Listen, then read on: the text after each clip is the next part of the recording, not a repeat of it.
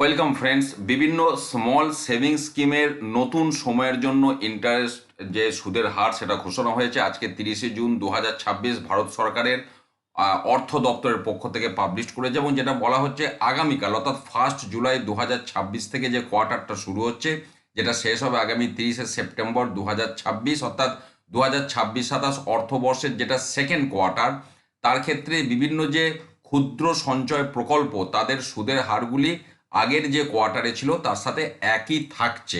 এবার এই একইটা কোনটার ক্ষেত্রে কত সেটা আমি একটু শেয়ার করছি আপনাদের সাথে। সেভিংসের হচ্ছে 4%, 1 বছরের টাইম ডিপোজিট 6.9, 2 বছরের টাইম ডিপোজিট 7%, 3 বছরের টাইম ডিপোজিট 7.1, 5 বছরের টাইম ডিপোজিট 7.5, 5 বছরের recurring deposit 6.7, senior citizen 8.2, MIS বা monthly income account scheme 7.4, national saving certificate 7.7।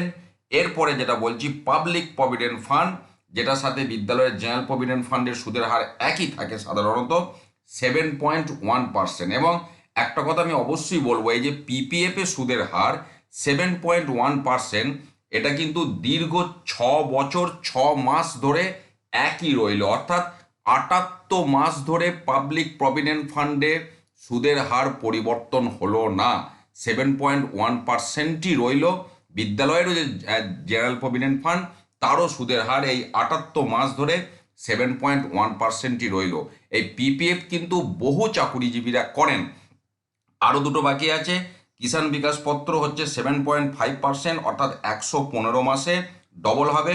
আর সুকন্যা সমৃদ্ধি অ্যাকাউন্ট স্কিম, তার সুদের হার 8.2%। এটাই হচ্ছে লেটেস্ট সমস্ত ক্ষুদ্র সঞ্চয় প্রকল্পের সুদের হার, যেটা আপ টু ডেট আমি আপনাদের সাথে শেয়ার করলাম।